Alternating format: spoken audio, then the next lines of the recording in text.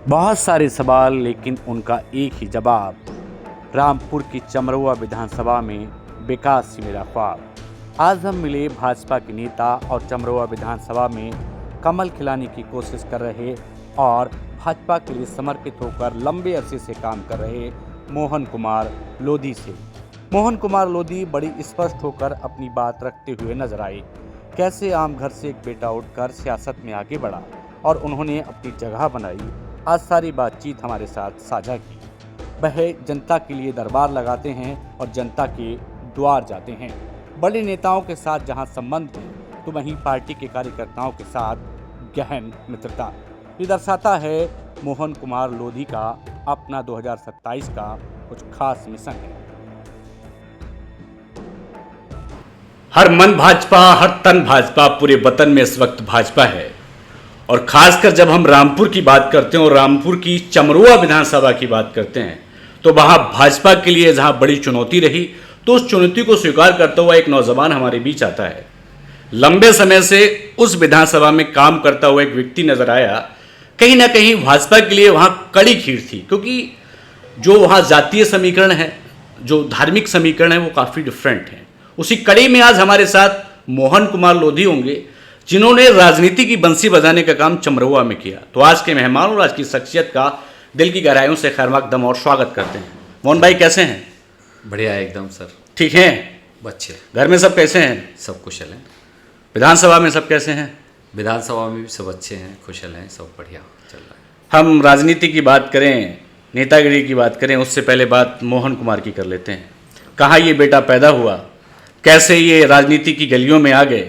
क्योंकि हर आदमी की अपनी यात्रा, अपना सफ़र और अपने कुछ सपने होते हैं, थोड़ा जानना चाहते हैं। हम किसान परिवार से हम लोग हैं जी। और हमारे पिताजी सेंट्रल गवर्नमेंट में थे, तो लंबे समय उन्होंने रामपुर जनपद में ही अपना निवास किया। जी। तो हम लोग बचपन से ही रामपुर में रहे और हम लोग पेशे से, हमारा इंटर कॉलेज है जी। शिक्षा विभाग से जुड़े रहे हैं और लंबे समय शिक्षा विभाग में काम किया। उसके बाद अपना एक बैंक्वेट हॉल है। अच्छा। तो ये हमारे व्यवसाय हैं। बाकी कृषि हमारा जो पेशा है मेन, वो कृषि है। एक उम्र होती है आदमी की, एक जज्बा होता है, जबानी कहानियाँ बनाती है, इतिहास लिखने का काम जबानी करती है। मोहन कुमार ने कहाँ पढ़ाई की और पढ़ाई के बाद ये राजनीतिक गली कैसे पकड़ ली, थोड़ा ये जानना चाहते हैं। हमने रामपुर जनपद के ही सुंदरलाल, जो एक बड़ा विद्यालय है, जो यहाँ का सबसे टॉप विद्यालय है, सुंदरलाल इंटर कॉलेज से मैंने शिक्षा ग्रहण की। उसके बाद मैंने हिंदू डिग्री कॉलेज मुरादाबाद से ग्रेजुएशन किया और उसके बाद अमरोहा में हिंदू डिग्री कॉलेज अमरोहा है, वहाँ से बीएड किया। बीएड के बाद इंजीनियरिंग की पढ़ाई की और इलेक्ट्रिकल से। उसके बाद राजनीति का शौक़ था, भारतीय जनता पार्टी के लिए काम करने का जज्बा था, तो हम संघ से जुड़े और संघ के लिए काम करने लगे। संघ में काम करते करते आईटीसी की, ओटीसी द्वितीय वर्ष में व्यवस्था में कार्यक्रम ला, और उसके बाद धीरे धीरे जब आरएसएस में काम करते करते भाजपा के संपर्क में आए और संपर्क में आने के बाद बूथ अध्यक्ष बने। बूथ अध्यक्ष के बाद हमारे यहाँ से डॉक्टर नेपाल सिंह जी, जो एक बड़ी शख्सियत उत्तर प्रदेश की थी जी, उनके साथ काम करने का मौका मिला और उनके साथ काम करते करते भारतीय जनता पार्टी में काम करने का भी मौका फिर हम लोगों को मिला। आपके बारे में मैंने एक बात सुनी है, वो सच है या झूठ है मैं नहीं जानता। हर आदमी को नाम से पहचान लेते हैं। जी सर, ये बस एक गॉड गिफ्ट है।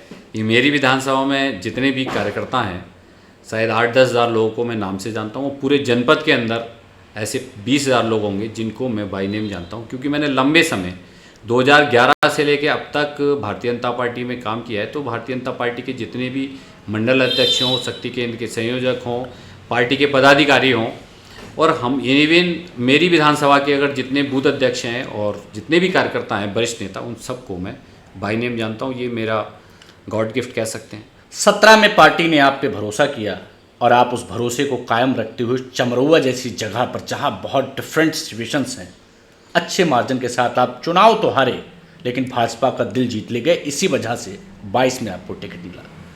धन्यवाद।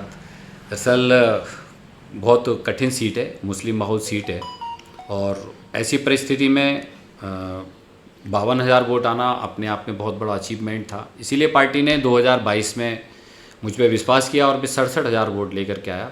और 2027 में जिस तरीके से हमने गांव-गांव, घर-घर जाकर लोगों के साथ अपने केंद्र सरकार की योजना मानी मोदी जी की योजनाओं का घर-घर जाके बखान किया है, उन लोगों को बताया है कि सरकार की जितनी भी कल्याणकारी योजनाएं हैं जो आपके पास तक आ रही हैं वो मोदी और योगी जी के थ्रू आ रही हैं।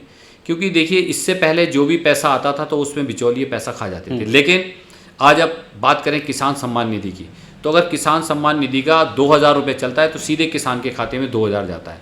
सबसे ज़्यादा किसान अगर खुश है तो किसान सम्मान निधि से, क्योंकि वो कहता है कि अगर देश के अंदर सम्मान की बात अगर करें तो विधायकों की निधि होती है, सांसदों की निधि होती है, किसान के लिए किसान सम्मान निधि, यानी कि हम सांसद विधायकों की श्रेणी में आकर खड़े हुए हैं। ये मोदी जी ने एक बहुत बड़ा काम किया। सरकार की बहुत सारी योजनाएं, लेकिन ये सबसे अच्छी योजना है। आप पार्टी में उपाध्यक्ष रहे, महामंत्री, तमाम संगठन के कामों में आप लगे रहे, मोदी जी से मिले, योगी जी से मिले, लेकिन उससे ज़्यादा कहीं खूबसूरत है कि आप विधानसभा के लोगों से मिलते हैं। क्योंकि पार्टी की अपनी गाइडलाइन है। भाजपा के बारे में जितना मैं समझ पाया हूँ, भाजपा कहती है नेताओं से नहीं, ज़मीन पर बैठे कार्यकर्ताओं से मिलिए। अब 27 सामने है, 27 को लेकर किसान का ये बेटा किसान बरादरी में पैदा हुआ नौजवानों को लेकर के क्या सोचने वाला है, और 27 में पार्टी आप पर कितना भरोसा कर रही है? देखिए, हम लोग भारतीय जनता पार्टी के कार्यकर्ता हैं। हमारे यहाँ इच्छा कुछ नहीं होती है। जो पार्टी हम लोगों को पद देती है या जो काम देती है, हम लोगों को एक कार्यकर्ता के रूप में काम करना होता है। पार्टी के लगातार अभियान आते हैं। पंडित दीनदयाल उपाध्याय जी के अभियान के अंतर्गत अब इस समय हम लोग काम कर रहे हैं माननीय मोदी जी के 12 वर्ष में उन्होंने जो काम किए, हम लोगों के पास जा रहे हैं गांव-गांव। एक पेड़ माँ के नाम लगाना हो या स्वच्छता हो या जो विकास के कार्य हैं उनको देखना हो, ये सब हमें अपने लगातार मंडल में जाना है। और क्योंकि मैं वहाँ से चुनाव लड़ा हूँ तो एज ए विधायक की हैसियत से पार्टी ने मुझे चमरुआ विधानसभा के प्रत्येक मंडल में जाना है और रात्रि प्रवास करना है। ये मुझे अभी काम मिला हुआ है, मैं उसी काम को लगातार कर रहा हूँ। जवानी जिस ओर चलती है, जमाना उस ओर चलता है। मैंने सुना है इन आँखों में चमरुआ के लिए कुछ खास पलता है। बहुत सारा नौजवान आपके साथ कनेक्शन पावर में है। नौजवानों के लिए अगर आप एमएलए बनते, वैसे एमएलए बनने के बाद मैंने ये देखा है मोहन जी की अक्सर अपने परिवार की सेटिंग में विधायक जी लग जाते हैं। नहीं, हम लोग उस पृष्ठभूमि से आते हैं जी। हम आरएसएस की पृष्ठभूमि से आते हैं। वहाँ हमें अपने लिए कुछ नहीं, हमें जो कुछ करना है जनता के लिए करना है। अगर मैं वहाँ से विधायक बनता हूँ 2027 में, तो वहाँ सबसे पहला काम हमारा होगा वहाँ के लोगों को रोजगार देना। और वहाँ के हमारे यहाँ कानून व्यवस्था, बिजली की व्यवस्था, ये सारी चीज़ें ठीक हैं, सड़कें ठीक हैं, बस एक रोजगार। तो हमारा एक क्षेत्र ऐसा है मलखानम क्षेत्र, जहाँ एक फैक्ट्री की आवश्यकता है और वो फैक्ट्री हम लोग लगवाने का काम करेंगे, जिस बार इस जनता ने हम पे आशीर्वाद किया। विधायक बनते नहीं है तो लहजा बड़ा मीठा होता है, और जनता के हाथ पैर पकड़ने वाले नेताजी जब विधायक जी बन जाते हैं तो गाड़ी इतनी लंबी हो जाती है और स्पीड इतनी तेज हो जाती है कि वो ढूंढे नज़र नहीं आते। ये परिवर्तन आपको देखने नहीं मिलेगा, क्योंकि मैं बहुत लंबे समय से मैं विधायक डॉक्टर नेपाल सिंह जी के साथ रहा। तो मैं एज ए वो विधान परिषद सदस्य थे, उसके बाद वो नेता विरोधी दल बने, वो मंत्री बने।